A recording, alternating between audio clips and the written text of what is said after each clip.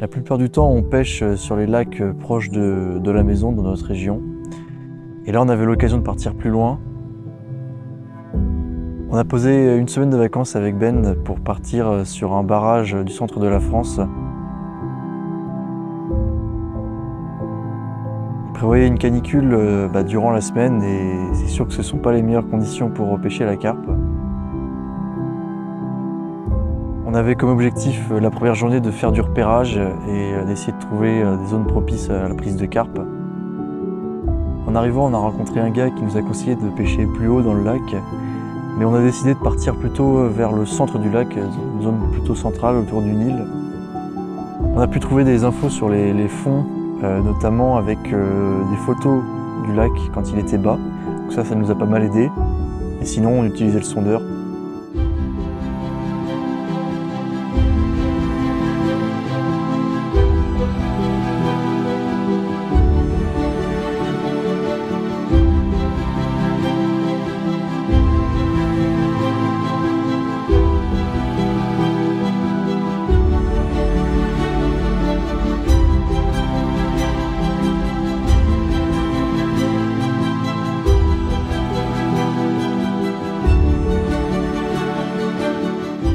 C'est sûr qu'après on a pu se poser et là on a pu apprécier le paysage qui change complètement de ce qu'on a par chez nous.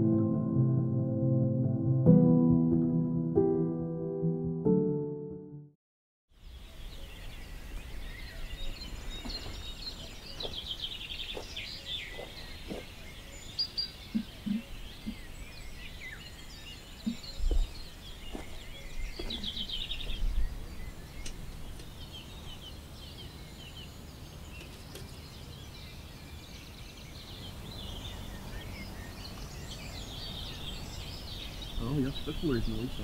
Moi j'avais posé une gambinette par là, et après une gambinette. La première nuit a été très calme, on a été réveillé très tôt par les pêcheurs de carnassiers. On commençait déjà à douter du choix du poste parce qu'on avait vraiment zéro activité, pas une brème, pas un carassin ou une tanche. Quand on était au milieu du lac, en fait on savait pas trop s'il fallait qu'on aille plus dans la partie basse du lac ou la partie haute. Donc j'ai décidé de partir en bateau, en thermique, pour visiter le reste du lac et notamment la partie basse, pour essayer de repérer des signes d'activité. J'ai donc scruté toutes les bordures en essayant de trouver, pourquoi pas des poissons en surface ou peut-être des zones de nourrissage des poissons. Dans l'après-midi, il y a d'autres pêcheurs qui se sont installés sur notre droite.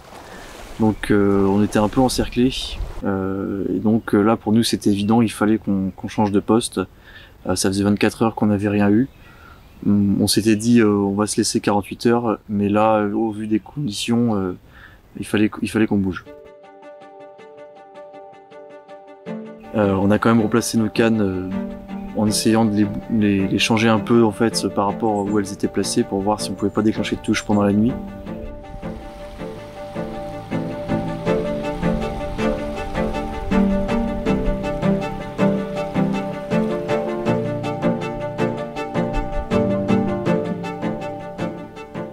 Ça a fonctionné puisque au petit matin, Benjamin a enregistré sa première touche sur une canne placée dans 2 mètres d'eau, vraiment sur sa bordure.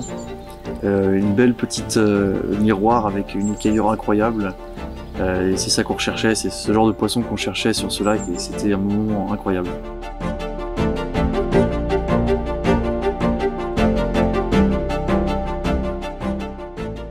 Malgré cette touche, on a quand même décidé de partir plus haut dans le lac.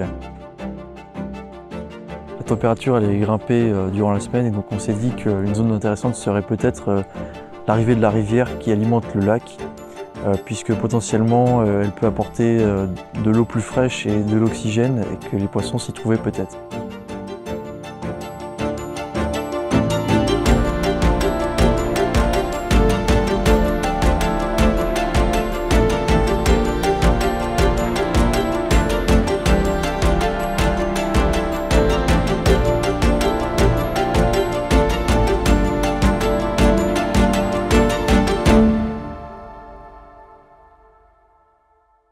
poste était magnifique. Il nous offrait une ouverture incroyable, nous permettant de pêcher à la fois sur notre gauche l'arrivée de la rivière avec des rochers partout, et également sur notre droite une zone plus grande avec de la pleine eau et également des rochers en bordure.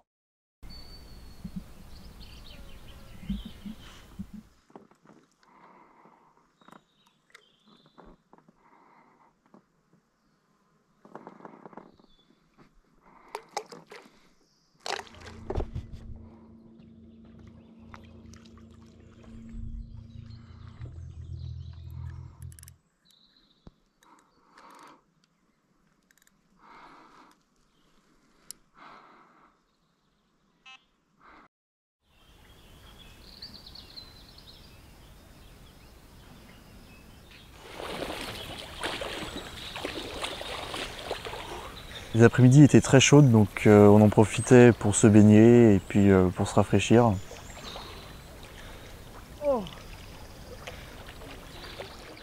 Et puis en fin d'après-midi, j'ai enregistré ma première touche sur une canne placée en extrême bordure que j'avais posée à vue. Et donc là forcément ça rassure sur le choix du poste.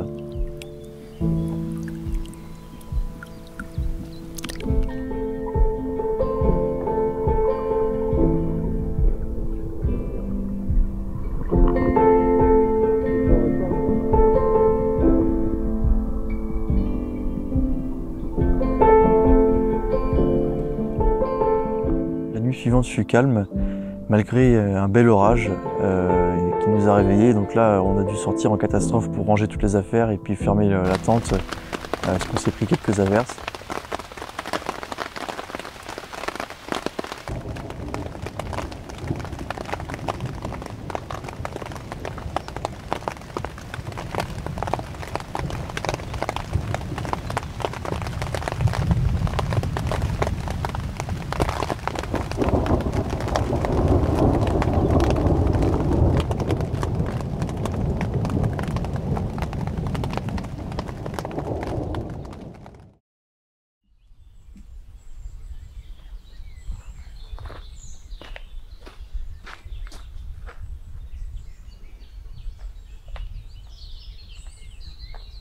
On remarquait qu'il y avait une activité assez forte justement dans la rivière, où je voyais quelques seaux et rien sur notre droite. Et on avait le pressentiment que les carpes étaient localisées plutôt dans la rivière et qu'elles descendaient légèrement pour venir se nourrir, et on les interceptait de cette façon. Le lendemain, je suis parti en bateau pour essayer de voir potentiellement des carpes dans la rivière. J'ai repéré des carpes tout à l'heure en surface, juste là-bas. Donc j'ai décidé de partir en stalking, et donc j'ai fait un montage simple avec une pop-up comme ça. Je vais mettre un peu de maïs, de bicorne et de pellet, et on espère j'espère en prendre une comme ça. C'est plein de petites carpes là-bas, je vais essayer de vous montrer ça. On va essayer d'être discret. Elles sont là, elles sont là, elles sont là. Il y en a 4 là. Là, il y en a encore là. Bordure. Oh, il y en a plein.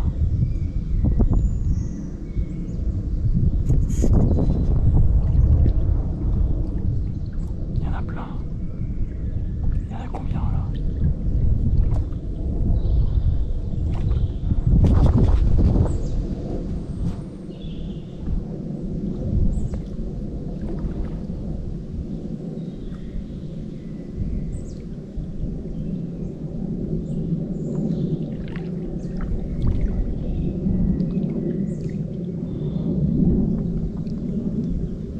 Essayer de retourner aller voir.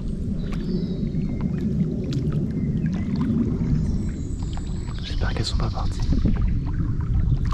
Je les vois plus.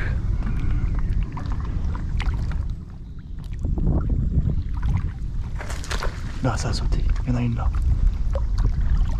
Là, il y en a une. En surface là.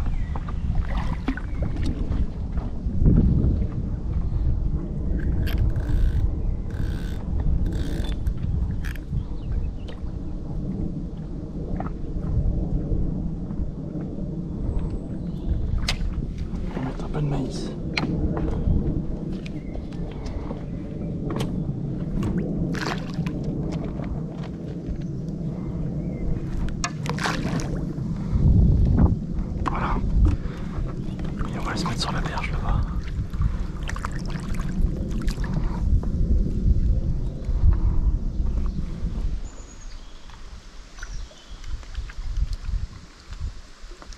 Malheureusement, ça n'a pas fonctionné et puis le vent s'est levé et ensuite en revenant en fait vers le camp, j'ai vu que les carpes n'étaient plus là.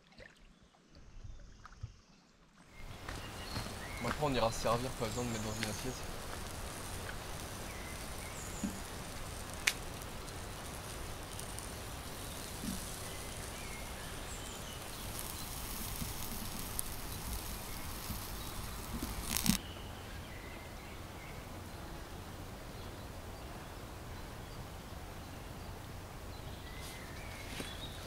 Et dans la soirée, vers 20h, j'enregistre une nouvelle touche. Et là, la canne est partie, s'est cintrée et puis j'ai pu prendre cette magnifique carpe qui m'a fait un combat de dingue que je vous laisse regarder.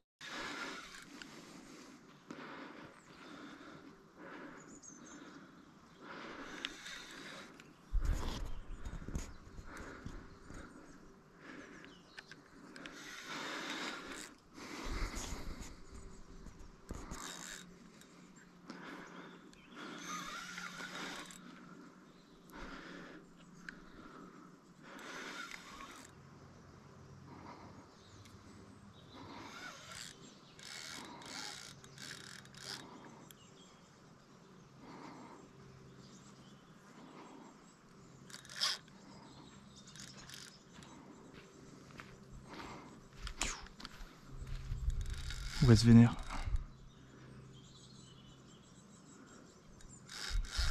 Oh.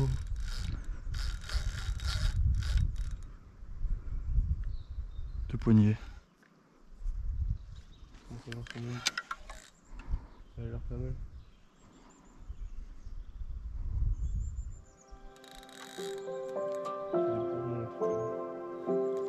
On l'a vu là.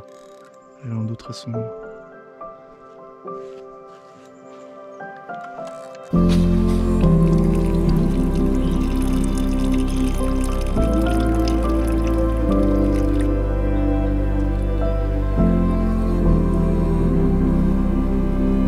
Ça fiche.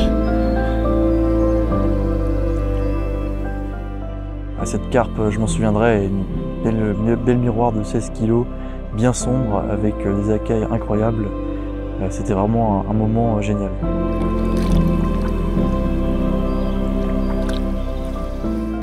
Vers 1h du matin, Benjamin enregistre une touche à son tour, toujours sur une canne placée aux abords de la rivière, cette fois-ci en extrême bordure.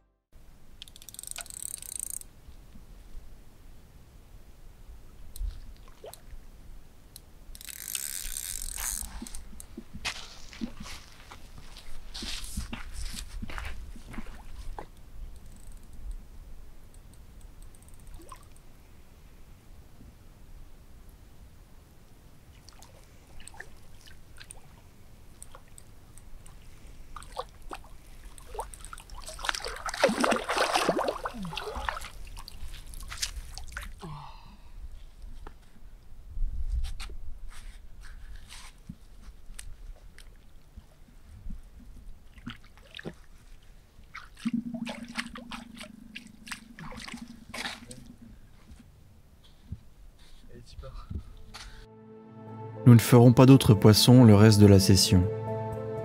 Néanmoins, nous avons pu admirer un banc de carpes vu d'en haut. Je vous laisse avec ces images pour finir. J'espère que ce petit film vous aura plu. Si c'est le cas, n'hésitez pas à vous abonner et à faire un tour sur ma page Instagram en description. À la prochaine!